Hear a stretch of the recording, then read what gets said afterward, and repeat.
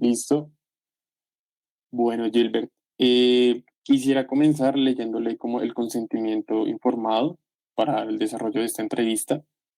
Entonces, bueno, comenzando, soy Juan David Paladines, estudiante de Ingeniería Informática de séptimo semestre de la Universidad de La Sabana y actualmente hago parte de la asignatura Espíritu Emprendedor o Emprendimiento y Creación de Empresas.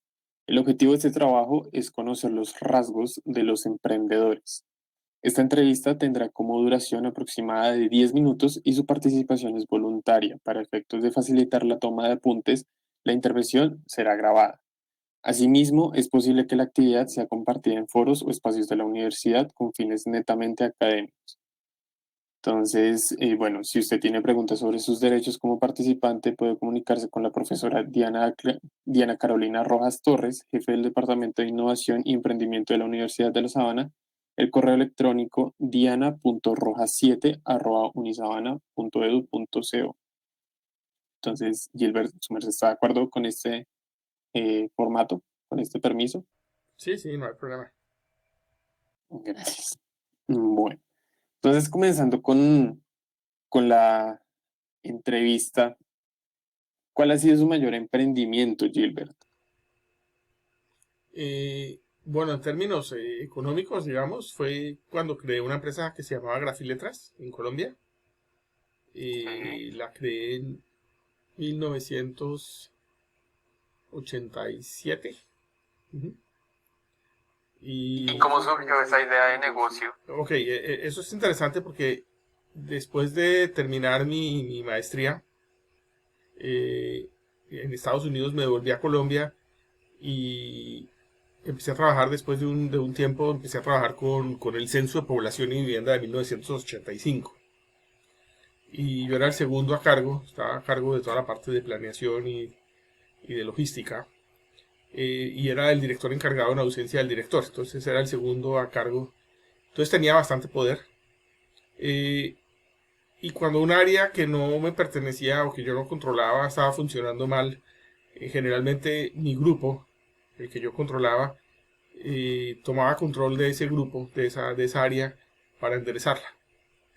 Y en un caso particular estábamos mirando la parte de cartografía, y ahí no es que no funcionara, en ese caso no era porque no estaba funcionando bien, sino porque la forma tradicional de hacer cartografía para censos en esa época era levantamiento de planos censales, de planos cartográficos a mano por todo un país, actualizarlos, Ujú.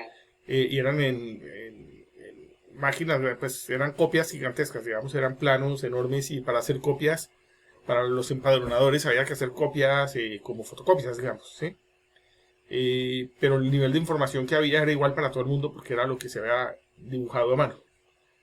Nosotros íbamos a tener un montón de computadores para la etapa post-censal, entonces yo dije, pues de todas formas los queremos adquirir antes, con anterioridad para garantizar que ese presupuesto no se pierda.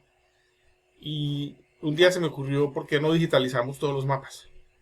¿Por qué no usamos cartografía digital en vez de hacer eh, el sistema como todo el mundo hacía, que era manual? Y empecé a mirar los sistemas que había en el mundo y había algún software de cartografía, obviamente no para censos, porque eso nadie lo había hecho todavía, pero lo que había era muy costoso. Cada estación de trabajo valía como $150,000. Y para lograr hacer lo que queríamos en el tiempo que teníamos, necesitábamos por lo menos 30 más periféricos adicionales para imprimir, o sea, plotters en ese momento. Obviamente salía de nuestro presupuesto. Entonces, dado que teníamos computadores que íbamos a tener para la etapa post-censal, dije, bueno, lo que hay que hacer es desarrollar el software y comprar tabletas digitalizadoras y los plotters, pero no necesitamos estaciones de trabajo dedicadas, podemos hacer algo distinto. Entonces monté un equipo para desarrollar el software. Entonces creamos todo el software de digitalización cartográfica, creamos un centro de captura de digitalización cartográfica y digitalizamos todas las áreas urbanas del país. En ese momento eran como 1.000 municipios, un poquito más de 1.000 municipios. Digitalizamos todo. Y nos volvimos el primer país en el mundo en usar cartografía digital a nivel de un censo. Entonces eso me hizo un poco medio famoso en el mundo de censos. Y fui invitado a dar conferencias en México y ahí conocí al director del censo de Estados Unidos, quien me ofreció trabajo en Washington no lo acepté, pero de todas formas me invitó a dictar unas conferencias en Estados Unidos. Entonces el cuento es largo, pero es el inicio de por qué salió esa empresa que le estaba hablando ahora. Entonces cuando fui a esta invitación del Buró del Censo de Estados Unidos, uno de los directores regionales me preguntó si yo iba a ir a una feria de computación gráfica que iba a haber en Las Vegas. Y pues yo no tenía ni idea de eso. Realmente, aparte de meterme ya en cosas de cartografía digital, a través del censo yo no sabía nada de computación gráfica. Pero me quedó sonando la espinita, entonces después, bueno, ahí estuve viajando, ya era el fin del proyecto del censo, entonces me fui a viajar por Estados Unidos y luego por Europa y luego volví a Colombia. Me eché como 3 meses viajando. Y luego tuve la ocasión de empezar a trabajar en otro lado y de ir a esa feria, por casualidad a esa feria, en Las Vegas. Sí. Entonces vi el principio de todo lo que era el desktop publishing y todo esto. Entonces me sonó interesante y empecé a pensar en montar algo así. Entonces monté Grafiletras, que fue mi primer emprendimiento, digamos, más o menos unos 9 meses después de eso, 10 meses después. Y nos volvimos un integrador de sistemas de computación gráfica. Eh, y esa empresa creció mucho, obviamente. En, en el año 95, PC Magazine en español nos nombró como la 16ª empresa de computación más grande del país, y eso que yo solo estaba especializado en computación gráfica. Y en esa lista estaba IBM, Oracle, Microsoft. Entonces, pues estar de 16 en esa lista, eh, co- en compañía de gigantes de la época, pues era muy bueno. Entonces, esa fue la razón por la que empecé esta empresa. Eh, y siempre había querido ser, digamos, independiente. Yo vengo de una familia donde mi papá era empresario, entonces siempre pensaba, bueno, eventualmente quiero ser independiente. Entonces, eh, pues, después de trabajar un rato como empleado, decidí lanzarme al agua. Ujú. Ok. Y en este caso, ¿cómo manejó la frustración o la duda? Porque me imagino que en cualquier momento de ese emprendimiento vino frustraciones o dudas o incertidumbres. ¿Y usted, su merced, cómo las manejó?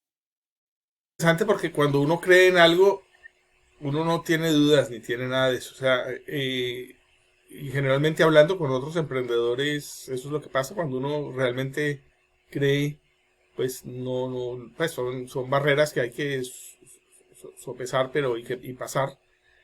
Pero en verdad uno no está pensando esto no va a funcionar o no, sino uno busca las cosas para que funcionen. Eh, entonces, pues empezamos a hacer cosas que nadie más hacía. Por ejemplo, el mercadeo en esa época no había internet todavía ni nada de eso, obviamente. Entonces, cuando arrancamos, hacíamos un newsletter impreso. Entonces, a los 2 años compré un par de litografías, de empresas litográficas, y creé mi segundo emprendimiento, que era Graphicom, y eso me permitía además poder probar todas las cosas que integrábamos en Grafiletras. Pues éramos nosotros mismos usuarios de eso y además podíamos hacer demos y todo eso, pero dado que teníamos eso, entonces imprimíamos como una revista que enviábamos como a 20.000 empresas, promoviendo nuestros servicios, pero era como, no eran publicidad solamente, habían artículos reales de fondo diciendo cómo hacer cosas y todo eso. Entonces empezamos a inventarnos cosas distintas a lo que hacía la mayoría de la gente. Hacía eventos en vivo, obviamente, empresas grandes como IBM y como Microsoft hacían eventos en vivo en salas de conferencias y en hoteles y todo eso. Pero nadie del tamaño mío hacía ese tipo de cosas, pero yo empecé a hacer lo mismo. Entonces hacía cada 6 meses, a veces cada 6 meses, a veces cada año, alquilábamos un salón grande en un hotel y hacíamos 1 o 2 días de sesiones completas de charlas, de cómo usar, qué problemas solucionaban distintas soluciones nuestras. Y afuera del salón eso podíamos varias estaciones de trabajo como en una feria, donde había una estación mostrando un software, en otra mostrando hardware y así, y gente de mi empresa haciendo demostraciones todo el día y en vivo haciendo presentaciones todo el día. Entonces, éramos bien atípicos. Generalmente el primer día o el día anterior a estos eventos invitábamos a la prensa y les dábamos a todos, si estábamos mostrando software, les dábamos a todos copias gratis del software. Entonces todo el mundo quería venir a nuestros eventos, los periodistas, entonces obviamente teníamos bastante prensa. Eh, y la gente hablaba porque hacíamos mucha bulla y además pues yo obviamente daba algunas de las charlas o abría y cerraba los eventos, aunque generalmente quería también que mi gente, la gente que trabajaba conmigo, también diera las charlas, eso era bueno para ellos. Y entonces yo cuando yo hablaba yo ya no estaba muy formal en ese sentido, sino era más echar chistes y hacer bromas y todas esas cosas. Entonces era bien entretenido. Inclusive este caricaturista famoso, ¿cómo es que se llama? El del tiempo, se me fue el nombre ahora. Eh, No conozco, es el del espectador, que se llama como Matador, algo así. Y hay otros, hay varios. en ese instante, en esa época, él estaba arrancando y al final de una de mis charlas vino y me dijo, me encanta la forma, el estilo con el que usted hace esto. Y él era, apenas estaba empezando a dar sus primeros pinitos. Pero fue interesante ver también la reacción de la gente porque yo no me tomaba muy en serio, o sea, mis eventos eran súper en serio, pero yo trataba de no tomarme muy en serio las cosas y eso hacía que la gente se sintiera pues, más cercana. Lo otro que hacíamos que era diferente era todas las cosas de comunicación eran personalizadas en una época que la personalización todavía no era común. Entonces toda la gente que se registraba a los eventos, cuando llegaba, a todos les teníamos una escarapela, pues no escarapela, ¿cómo se llama? Lo que uno se pone ahí, el sticker ese, el badge era personalizado completamente. Desde antes ya lo teníamos todo personalizado. Entonces, hoy en día eso es súper común, pero en esa época, pues eso era raro, pero nosotros hacíamos el esfuerzo de hacer cosas así para que la gente se sintiera especial. Pero bueno, ahí me salí del tema, la pregunta es cómo manejo la adversidad, digamos tratando de hacer cosas diferentes. Entonces, y a cada problema le buscábamos una solución, digamos, atípica. Eh, y lo otro es que yo tenía una buena cualidad que perdí, unos años después perdí, y era que a mí los problemas, yo no veía ningún problema como algo que no fuera solucionable, lo veía como un reto y siempre pensaba, bueno, si uno tiene un problema hay que pensar en la solución y entre un grupo y la encontrábamos. Entonces, por ejemplo, cuando trabajé en el censo es un proyecto muy difícil, un proyecto gigantesco. Y obviamente teníamos todo con gráficas Gantt y PERT y todo eso programado, todas las cosas para saber cuál era la ruta crítica y todo eso para ver dónde podíamos tener problemas. Y en un momento tuvimos un problema y estábamos atrasados en cosas que eran críticas.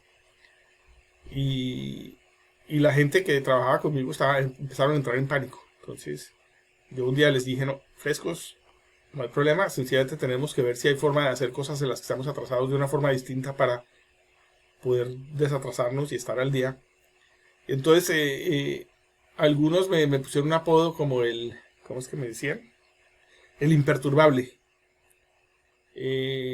Los problemas no me hacían sudar, digamos. Yo sencillamente pensaba, bueno, ¿cuál es la solución y todo eso? Y eso lo llevé por muchos años, obviamente al final las cosas cambiaron en Colombia. Entonces, al final digamos que al final de los noventas, cuando empezó esa crisis tan grande, empecé a tener además socios que estaban en contra mía y yo no me di cuenta. Entonces, obviamente, cuando alguien lo está saboteando desde adentro, pues uno no logra solucionar los problemas. Entonces ahí ya perdí esa capacidad de ser el imperturbable y, y ya no vi una salida. Entonces, al final, pues tocó cerrar la empresa en el 2000. Bueno, empezamos ya a cerrarla desde antes, pero digamos que achicarla desde el 98. Pero la situación estaba muy difícil ahí, yo ya no encontré solución. O sea, como yo era un importador, decía la única forma es no depender del mercado colombiano, pero pues yo era un importador.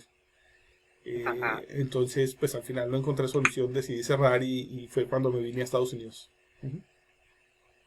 Ok, ahorita estaba hablando y cerró con lo del equipo. ¿Cómo usted seleccionó el equipo de trabajo para ese emprendimiento? ¿Cómo fue esa selección primera? Bueno, ahí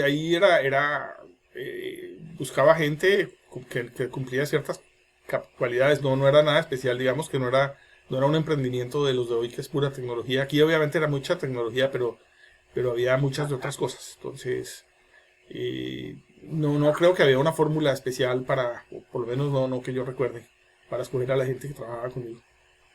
Pues era lo mismo que uno haría, poner avisos y pedir referencias y después esperar que llegue la gente y entrevistarlos y tomar decisiones. ¿Sí? Sí. Y Gilbert, como, así como para terminar, ¿qué recomendaciones me podría dar para una idea de negocio que sea exitosa? ¿Cuál sería como su fórmula? Lo Eh, que conocen. bueno, ahí igual yo empecé una cosa basado en mirando lo que venía del futuro en, por ejemplo, la parte de computación gráfica. Pero si uno va a crear un negocio, lo mejor que uno puede hacer es encontrar un problema que requiera solución. Un problema que le duela mucho a la gente.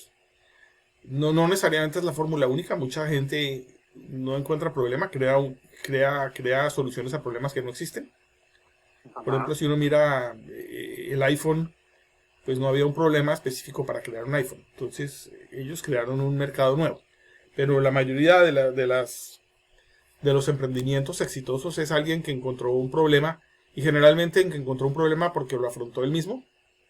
Entonces, si usted está frustrado algún día porque en su trabajo, en algo, tiene que hacer algo y no puede y no encuentra una solución y ve que eso es algo que mucha otra gente tiene el mismo problema, entonces usted lo vive de carne propia, pero además lo identifica que otros tienen lo mismo y busca una solución a eso, pues eso es más fácil que cuando uno se le ocurre, uy, voy a inventarme tal cosa porque se me ocurrió eso, debe ser chévere porque a mí me gusta la idea y pues realmente no es un problema, entonces es difícil, es más difícil tener éxito. No quiere decir que sea imposible porque hay situaciones en las que eso pasa, pero generalmente los emprendimientos que buscan resolver problemas y lo hacen bien son los que tienen más éxito. Ok. Bueno, Gilbert, muchísimas gracias pues por esta entrevista. Y de verdad que pues de antemano le agradezco por toda esa experiencia que usted nos puede brindar, no solamente a mí, sino a los que vayan a ver esta entrevista. Y bueno, esperar a que los próximos emprendimientos, si han de venir, sean igual de exitosos o mejores que el que tuvo. Bueno, muchas gracias. Bueno, Gilbert. Ok, Bueno, eso fue todo. Gracias por la entrevista. Que tenga buen día, Gilbert.